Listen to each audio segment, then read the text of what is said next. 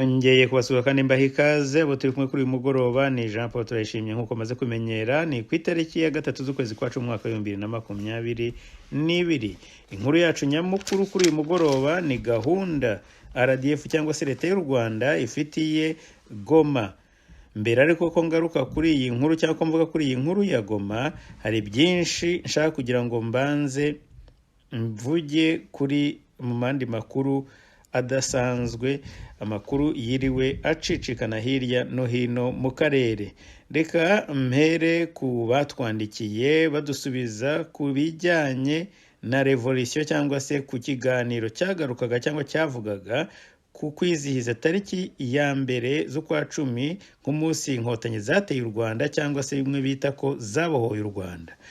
Uwanyandikiye yaravuze ati ndagira ngo mbanze ngushimire Jean Paul kuba wongeye kugaruka kuri iki kibazo cya le 1er Octobre cyangwa tariki ya mbere ukwakira, kuko benshi ahangaha tubivugira mu ntamatama zacu, ntabwo dushobora kubivuga kuko bwaba ari urupfu rwa kabiri kandi nubwo dupfuye narwo rutoroshye.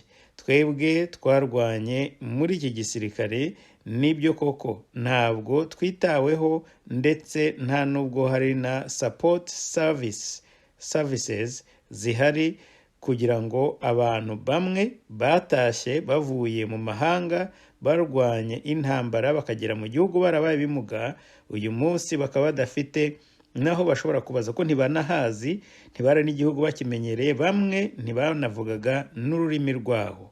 Ariko ibyo byose nyine nta n'ahantu ushobora kubibaza, ni ziriya serivisi ko zitwa ko ari za demobilisation cyangwa se iz'inkeragutabara, nazo ntabwo gahunda ariyo kugira ngo bafashe abarokokeye cyangwa se abarokotse ku rugamba. Ndetse muri no minsi abakiri bazima abagisukumaho gakeya baratinya ko bashobora kongera gusubizwa mu gisirikare. Uyu nguyu rero yarakomeje aravuga ngo iyi revolution ntabwo twicuza kuba twarayigizemo uruhare, ariko iyo tumenya yuko ari uko bizagenda, yenda twari kubanza kwifata tukagira n'ibibazo twari kubaza, ariko twarahemukiwe ndetse twabaye desi. Ubwo ntabwo twicuza ko ntabwo twicuza ko twayigizemo uruhare, ariko icyo twayikoreye ntabwo ari cyo yatanze. Ibitambo byatanzwe byabaye imfabusa. Arakomeza avuga ati ndaguha urugero rwa hafi kuko jyewe ubu ibi nkubwira ni ibintu nahagazeho, nihagira unyomoza azajye hanze abinyomoze. Urabizi umuntu witwa Ndugute, benshi bamuzi nka Colonel Ndugute, yari nimero ya 2 mu gisirikare cy'u Rwanda ndetse yari afite na seniority, uburambe mu kazi kuruta na Kagame. Atariko niwe wari ukuriye high command, niwe wari ukuriye ubuyobozi bwa igisirikare muri FPR inkotanyi. Ariko uyu munsi ntabwo, nubwo yapfuye ariko yasize abana be bagenda basimburana kujya iwawa, bararotatinga kujya iwawa. Ni abantu bajyanwe ngo kubera ko ari nk'inzererezi cyangwa se abakoresha ibiyobyabwenge, ariko ndakubwira ko abana be bakuru baragenda basimburana. Mu minsi yashize hari uwafunzwe, bashobora kuba agifunzwe, bavuga ko ashobora kuba yarafunzwe kubera ngo yarwanye mu kabare. Ibyo yenda nta wabivuga ko ukoze amakosa atagomba kubihanirwa, ariko byinshi usanga ari ibintu bimeze nka protest. Abantu iyo bareba nk'uburyo Kagame n'umuryango we basesagura umutungo w'igihugu, bazi neza ko se atariho kandi nawe yaragombaga kuba somebody, usanga bibatera stress nyinshi. Ntabwo ari bo gusa, na abakamarade bose twafatanyije urugamba bari muri eta ya distress. Yewe ntabwo ari abantu bari mu gisirikare gusa, nako bavuye mu gisirikare gusa, ni n'abari bakiri mu gisirikare. Uyu rero watwandikiye ndagira ngo mushimire byimazeyo. Reka rero mbwire n'abandi bajya bifuza gutanga ibitekerezo byabo mu buryo bw'ibanga, tutavuze amazina yabo cyangwa se bakavuga izina ry'imihigo, kugira ngo igihe runaka yenda bazamenyekane ko aribo batangaga ibyo bitekerezo byabo cyangwa se amakuru. Bahe nimero yanjye mushobora kumbonaho, mwanditse kuri WhatsApp ni 508 gatatu gatatu gatanu 877 ntabwo ari ngombwa ngo usubire inyuma, reka nongere nyigusubiremo, ni 508 gatatu gatatu gatanu 877 508-335-8771. Ubwo rero ushaka kugira ngo nawe utange amakuru y'ibanga cyangwa se igitekerezo cyawe, nabyo bizashimisha kugira ngo nacyo nzagicishe kuri on air cyangwa se ngicisheho abandi bacyumve cyangwa se kizagire abo kigirira akamaro. Reka rero ngaruke ku makuru yandi nagira ngo mbabwire cyangwa se mbagezeho mu ncamake mbere yuko njya ku nkuru nyamukuru ya Goma. Abaturage batangiye kwihagararaho. Iyi ni inkuru yasohotse uyu munsi mu Rwanda, ariko ngo yabaye kuri 20, ni yashingiye ku bintu byabaye kuri 28 z'ukwa 9, no kuvuga ngo misi 3 ishize cyangwa 4, ubwo RIB yaririmo ngo mu bikorwa bya investigation ngo abantu bacukura amabuye y'agaciro muri Musanze, noneho abaturage bakabatera, bakanavuga ko ngo bishobora kuba baratemye abakozi ba RIB cyangwa umwe mu bakozi ba RIB mbere yuko babambura imbunda, ku buryo bavuga ko hari imbunda ya pistole bahavanye. Ikintu cyanshekeje muri ibi nuko ngo bavuze ngo abaturage bariho barabakangura ngo kubaha abashinzwe umutekano, ngo ndetse basezeranijwe ko nibatabikora ngo hazajya hakoreshwa imbaraga z'umurengera. Banyarwandakazi, keretse mwebwe mukiri urubyiruko muvutse ejo bundi, nta na rimwe ingabo cyangwa se inzego z'umutekano, inzego zishinzwe guhungabanya umutekano w'u Rwanda zidakoresha imbaraga z'umurengera. Iyo bavuga bati tuzakoresha negotiation, tuzakoresha ibiganiro, niho wavuga uti bazanye agashya. Ariko icyo tubaziho ni ugukoresha imbaraga z'umurengera. Abaturage impamvu bariho birwanaho nuko barambiwe guhohoterwa. Amajwi amwe mu kiganiro kizaba cyihariye arerekana koko aba baturage bahangayitse. Abaturage barahohoterwa, urupfu babana narwo umunsi ku wundi, natwe turarugendana, ariko ababo baba barubona imbere yabo na polisi z'u Rwanda, babandi bitwa ko bagombye kuba bashinzwe kubarinda, nibo babica. Ubu ni ukuvuga ngo abaturage ntibagifite icyizere mu nzego z'umutekano, ahubwo babasangamo abanzi, abantu baje kubahohotera. Iyo bababonye basanga ari abantu baje kubabuza umudendezo n'umutekano, kandi ntabwo babibeshye.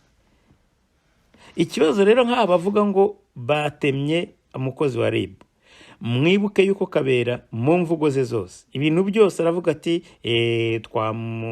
bamurashe, nibyo nabiverifiye, ubwo umupolisi yari ku kazi ke, hanyuma ngo bagashaka kumurwanya, ubwo rero umupolisi kundi yagomba kubigenza aramurasa. Buri munsi discours nuko avuga, igihe cyose barashe umuntu bavuga ko umuntu yashaka kubarwanya, yashaka kubatoroka, n'igihe baziritse iminyururu ku maguru. Kumva rero gihe bavuga ngo umukozi yatemye RIB, nubwo byaba ari byo, biragoye kubyemera bivuye mu kanwa k'aba bantu b'i Kigali. Ni naho bigeze, kandi mwumve urwo mwazanye cyangwa se ukuntu mwarwishigishiye. Donc kumva ngo umuntu yatemye RIB ni ibintu byo kwamagana biramutse ari byo, ariko hari igihe nabwo byaba ari self defense, byaba ari ukwirwanaho. C'est possible. Igihe byaba ari self defense rero ntabwo ushobora kuvuga ngo navuga ngo nibyo kwamagana. impamvu ntashobora kubyamagana ni ukubera yuko iyo uhanganye n'urupfu kandi bariya abapolisi bafata nk'urupfu, ubona ikintu cyonyine cyagukiza ari kwirwanaho kugira ngo urwo rupfu rutaboneka. Ntabwo ari amategeko y'u Rwanda, ni amategeko mu mpuzamahanga. Igihe urupfu ikintu kingana mbega ukoresheje ubushobozi bungana na threat nicyo cyari kiguteye, yaba ari imbunda ku mbunda, yaba ari umupanga ku mbunda, ko umupanga nawo ni intwaro, igihe utewe ariko ugasanga ikintu cyonyine cyagukiza urwo rupfu ari umupanga uwo mupanga, ibi bashobora kubibara muri self defense. Ntabwo nshaka kwigisha abantu gukora violence, ni nayo mpamvu navuze ko ntabwo jyewe nshyigikira ko abantu begura imipanga kugira ngo barwane n'inzego za polisi cyangwa n'inzego z'umutekano. Ariko igihe bibaye ngombwa ko birwanaho, yenda basanga ari bwo buryo bwonyine kugira ngo badapfa kandi bahohotewe, none wababwira ngo iki? Igihe utabahaye umutekano, igihe ahubwo ujyanye iyo mbunda yenda ntibabone ko ari iyo kugira ngo ibarindire umutekano, ahubwo ari iyo kubica. Yes, ndabyumva nk'umupolisi uba wicungira umutekano unawucungira n'abandi. Ariko kubera relations, umubano mubi mwubatse mu baturage, basigaye babona bakavuga bati yambondije kuturasa kuko ari cyo muzikoresha, kandi akenshi mukababeshyera ngo bari bagiye kutwica, bari bagiye kuturwanya. Ibyo rero ntimubagaye abaturage, bafite aho babikura, bafite impamvu babikora, n'ubwoba kubera mwabashyizemo ikintu cyo cyizere gike cyane. Iyo bababonye n'imbunda babona ko muje kuzibatemesha. Nongere ngaruke kuri iyi metode ya self defense. Igihe abaturage bishyize hamwe bakavuga ati twihagazeho, uyu musirikare azanye manda, akavuga ati genzanye manda, mfite autorisation iyi niyi, mfite ibintu runaka ndimo gukora, ndibaza abaturage bamwubaha bakanamuha na information. Ntabwo bashobora kuza gusa ngo bahite ukubita umupanga uri umukozi ufite badge y'akazi ya leta. Ntabwo abanyarwanda ari uko bateye, no, ntabwo ari bo, keretse niba ari bo mumaze kurema. Ahubwo hari ibyo barimo kuduhisha, barimo baraduhisha uko iyi investigation yari igiye gukorwa, niba hataragiyemo ikintu cy'igitugu. Kuko hari abantu bamwe bazi ko ubutegetsi ari ubwabo, hari abantu batashobora kumenya ko bavugana n'abaturage, bazi ko bafite ububasha ku baturage. Buriya nuko byagenze. Ariko izi nkuru z'abaturage batangiye kwihagararaho ntabwo ari zo kwamaganwa. Ni byiza cyane ko umuturage yihagarareho. Watekereza ko wakoresha violence? Oya, ntabwo bikwiriye. Namwe wakwifuza ko arizo violence ari iranga abanyarwanda? Oya, ntabwo ari byo nabusa, kuko ntabwo ari bwo buryo tugomba gukemura ibibazo. Ariko uzahituruka iyo usanga inkiko zitarenganura abantu, cyane cyane yo umusirikare cyangwa umupolisi yishe umuntu, warangiza bakamupromotinga, bakamuha amagrade cyangwa se bakamuha akazi keza kuruta ko yari afite, ntazigera agaragara mu butabera. Abaturage bazishakira ubutabera. Buriya nibyo barimo. Ibi rero bizakizwa nuko hakubakwa umubano hagati y'izo nzego z'umutekano ndetse n'abaturage. Ibyo ntabwo biza rero gusa ngo naje ngo mvuga amagambo, nafashe biriya za bullhorns nabonye bafashe bariho babwira. Ibyo ntabwo byo kuha amabwiriza ntacyo babwiye.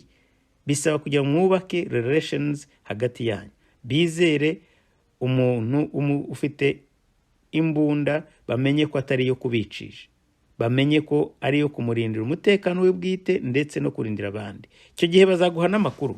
Ariko aha kubera ko mwamaze kwigira karaha kajyaye, mukoresha izo mbunda mu bubasha mudahabwa n'amategeko, abaturage nta yindi nzira basigaje uretse kwirwanaho. Kandi ibi bibaye mu gihe cy'icyumweru kimwe maze kumva ibya Burera. Ndiho ndategura ikiganiro cyihariye kuri ubu bunyamaswa bwa polisi, ndetse no kugira ngo murebe ukuntu abaturage bari justifiye iyo bagira rimwe na rimwe bagize violence kuri aba bapolisi cyangwa kuri aba basirikare. Igikwiriye gukorwa rero nuko mwubaka uyu mubano hagati yanyu, umubano uzubakwa ari uko mwerekanye ko ibyo bakeka hatari byo, imyitwarire yanyu yahindutse. Indi nkuru ntashaka gusimbuka ibabaje kandi nashekeje ni inkuru ya Formula 1 imvaho nshya. Ntabwo nabisomye ku bindi binyamakuru cyangwa kuri Facebook. Imvaho nshya yanditse ngo igitangaza, ngo Formula 1 riya rushanwa Formula 1 kuba tayizi ni rushanwa ry'amamodoka, ngo Formula 1 ngo igitangaza ngo ishobora kuzaza mu Rwanda. Iki kibabaje rero igitangaza umugani wawo nta hantu na hamwe handitse ko izaza mu Rwanda. Igitangaza bavuga ngo nuko Kagame yahuye na perezida w'iri rushanwa. Perezida Kagame, reba ukuntu abanyarwanda bamaze kuba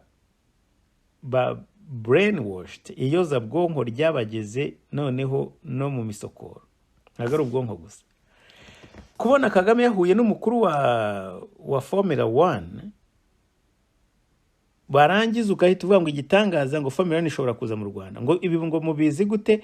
Ngo tubigirwa nuko ngo akenshi ngo usanga ngo bagaragariza ishoramari n'inyungu barifitemo mu Rwanda, ngo bagahita baza ngo nabo bakaza gushora imari yabo mu Rwanda, ngo bakumva batakwitesha icyo kintu.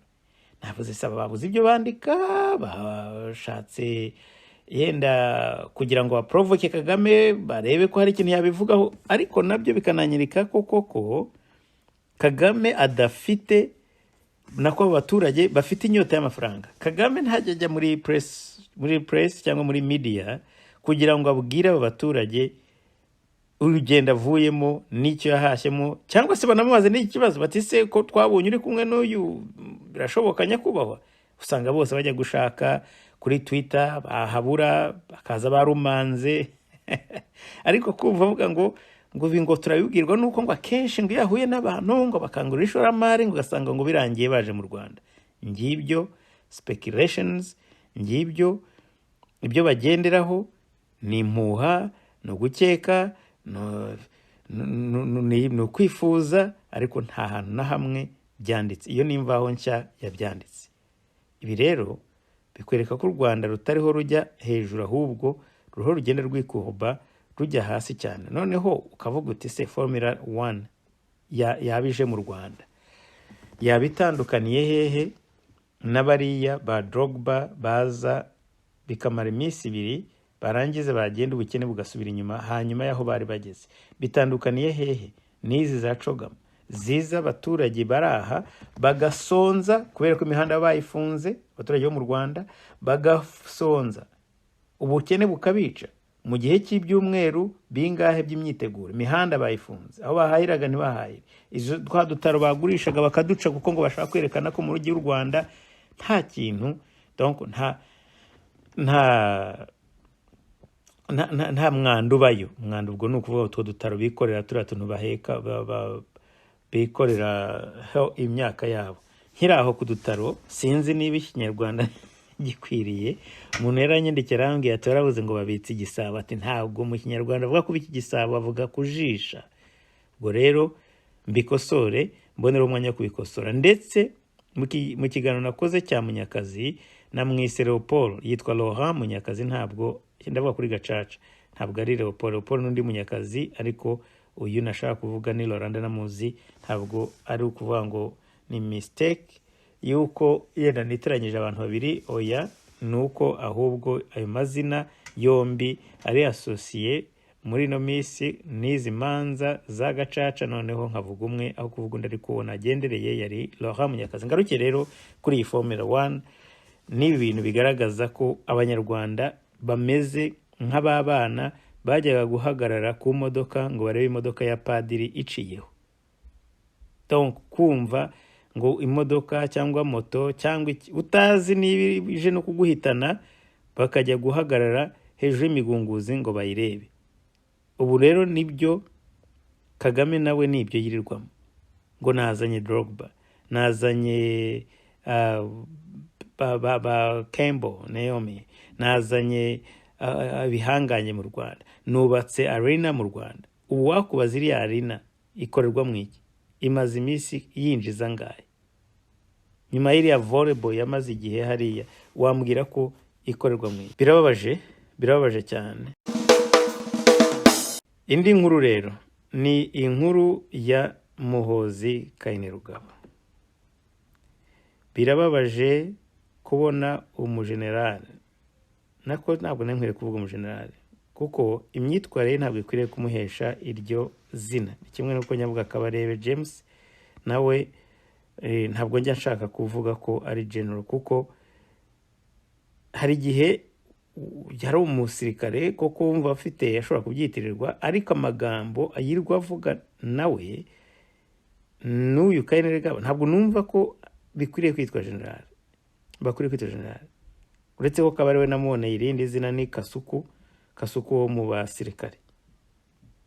Nabo nibo bavugize FPR sigaye, kandi koko yabamaze se yahabuzwa n'iki? Kainerugaba rero nawe ibintu amaze iminsi arimo gukwandika, ari ku Burusiya, ari kuri Ethiopia, kuri conflict ya Ethiopia, birababaje cyane. Hari ibintu kera numvaga muri Congo ngo abana b'abasirikare bakuru ba general ngo baza ngo mu ishuri ngo bamva bafite imbunda, bambaye imbunda, bagakanga abandi banyeshuri bari privileged, abarimu bakagira ubwoba nabo, kinjira igihe ashakiye, yashaka gusohoka hanze agasohoka, ntibamuvugeho ngo n'umwana wa general.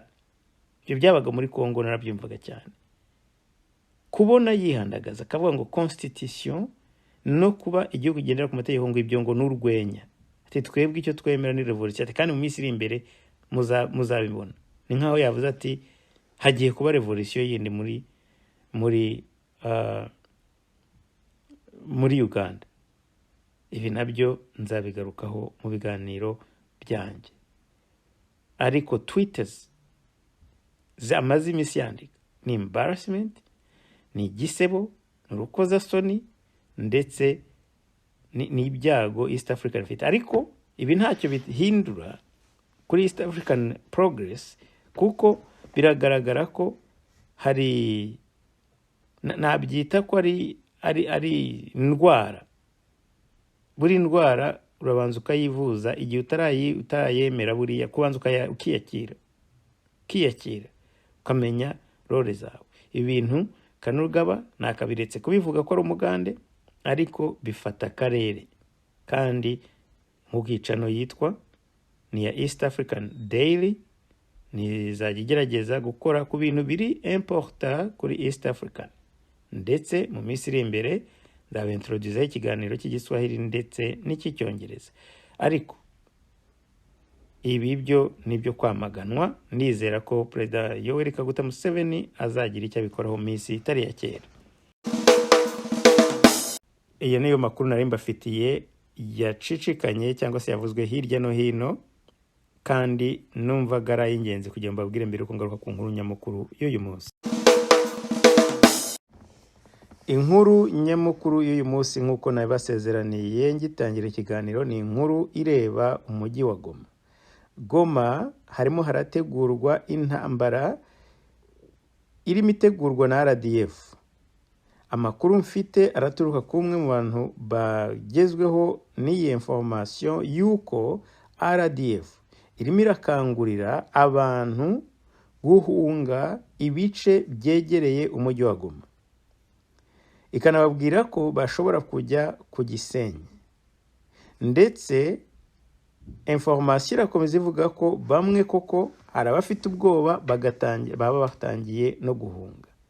Gahunda ihari ni ugukata umujyi wa Goma na Sake, communication za Sake Goma, Rucuro Goma, ndetse ku Gisenyi ho birumvikana ko bo bazaba barasanzwe ari ahabo. Ku Gisenyi ndaza kugaruka ku makuru arimo ahaturuka mu kanya, ariko mbanze nsoze kuri iyi nkuru, kuri information umuntu yampaye.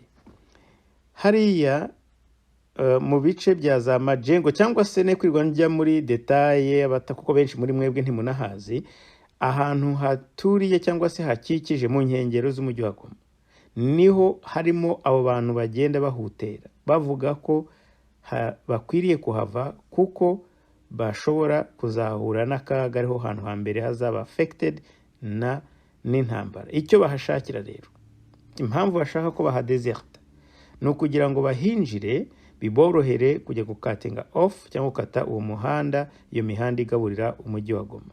Ibi mbabwira ni inkuru yizewe yuko RDF inyujije mu dukominote tw'abantu bihuza cyangwa se bihurije mu WhatsApp group ndetse n'abantu baturiye biriya bice bafite ibyo bahuriyeho hamwe, bagenda bababwira ko bakwirakwiza igihuha cyangwa se n'igihuha, kubera ko nibo bazi ibyo bagiye kuhakorera, yuko hagiye kubera intambara mu gihe cya vuba, bakwiriye kuhimuka ndetse bibaye ngombwa batangira guhungira ku Gisenyi.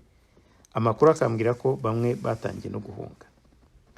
Uyu mugambi ntabwo ari gusuzugurwa, uyu mugambi ntabwo ari uwo kwititaho, kuko Kigali ifite impungenge cyane z'ibyo ingabo z'akarere zishobora gukora. Amakuru kandi arakomeza avuga ko ntabwo ari ahangaha kuri Goma gusa, abari ku Gisenyi mu bice by'itonebere za Gasiza n'ahandi baravuga, baremeza ko hari za patrouille cyangwa se patrol irondo mu Kinyarwanda, irondo ry'ibifaru ryiyongereye mu bice bya hafi y'imipaka ya Kongo n'u Rwanda. Icyo bariho babivugira, baravuga yuko situation cyangwa se ibyo activite barimo babona zidasanzwe, ndetse ko zishobora ko zijustifia ishimutwa rimaze iminsi rikorerwa muri kariya karere cyangwa se muri Rubavu. Insoresore zirashimutwa, hari ahantu hamwe batihanganira abantu bahaca, ariko noneho ibyo ngo byari bimaze iminsi, ntabwo ari bishyashya. Igitangaje cyangwa igishyashya kirimo gituma basanga bikwiriye kumenyekana nuko iyo patrouille noneho bigaragara ko ari ya modoka ya blende, bira bifaru byiyongereye kuruta uko byari bisanzwe. Yaba ari threat, yaba ari bikangisho barimo bakora kugira ngo yenda bagire ibyo basaba, ariko ntabwo nahamya ko ari bikangisho. Ndibaza ko ibyo barimo babizi. Andi makuru atandukanye nayo waduhaye ajyanye n'ibi nuko ngo harimo gahunda yuko Kigali nibatangira EAC nako East African Community EAC nitangira cyangwa EAC nkuko mukunze kubivuga, nibatangira operation kurasa RDF muri Kongo, mwumve ko ntavuze M23 ko sinemera ko ariyo barasa, ntabwo nemera nako ko ariyo barwanayo, bararwana na M23 nako na RDF yihishe yise M23. Umupangu rero nuko bazafata gahunda nuko ngo baza umunsi EAC cyangwa se ingabo z'akarere zizatangira operation, mu byandike ahantu leta y'u Rwanda RDF iri muri Kongo izitera ibisasu mu Rwanda. Noneho ako kazi k'ibyo bifaru n'izo ngabo zirekereje aho ngaho gatangire. No kuvuga ngo umunsi bateye ibifaru nako bateye ayasembwe itangiye kurasa ziriya ngabo, nibwo Kigali ishaka guhita ifata Goma. Ubu rero bariho barabikora ko batazi umunsi izo operation zatangirira. Barafite gahunda yo kugira ngo